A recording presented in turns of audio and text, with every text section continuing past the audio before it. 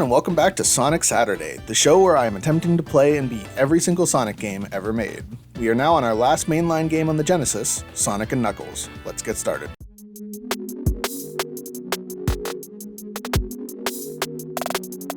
Sonic & Knuckles is just more of what made Sonic 3 so good. Full and vibrant zones, slick and tight controls, and interesting boss fights. I really liked Sonic & Knuckles, but I would say as a whole I preferred Sonic 3 if we're still talking about them as separate games, but I'll go deeper in. Sonic & Knuckles has probably the oddest opening of the games so far. Mushroom Hill Zone is a fantastically designed zone, but as an opener I feel like it doesn't quite set the stage right for the rest of the game as well as something like Emerald Hill or Angel Island did. I think this is because it was never meant to be the opening level, which becomes increasingly clear once you play these as one game. And it comes after Launch Base Zone.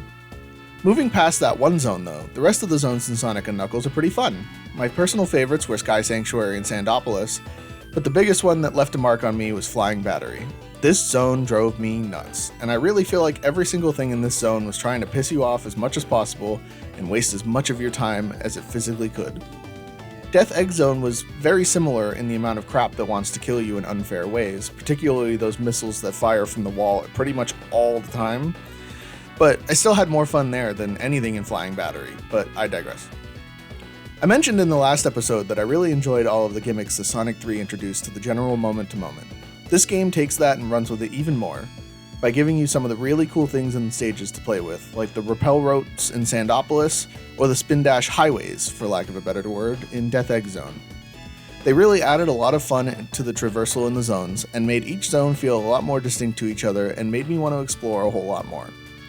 Similarly, the details and polish of these zones are the peak of what the franchise can do in 16-bit in my opinion.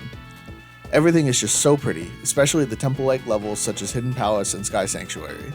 The colors are just perfectly chosen, and I really love how you can tell the Sonic team really cared about everything they were putting in the game and pushing the Genesis to its limit.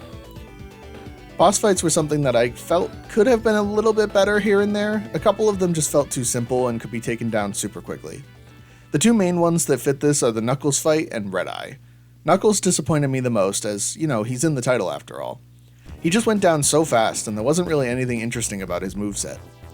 The one boss I did really like was the final boss. Having to combine the finger technique from earlier in the game for the first phase, and then having to catch up with Robotnik as the walkway falls in the third phase, added some really good pressure to the boss, and all three phases felt like they required slightly different skill sets and different timings. I like bosses to be dynamic, and this feels like the most of the series so far. I also liked the three-phase Mecha Sonic fight in Sky Sanctuary, but he definitely was not as interesting as Robotnik. The funniest one, though, is the Stone Golem in Sandopolis, who you don't even really fight, you just have to get him to jump into the sand. I even had to look it up because I was so confused.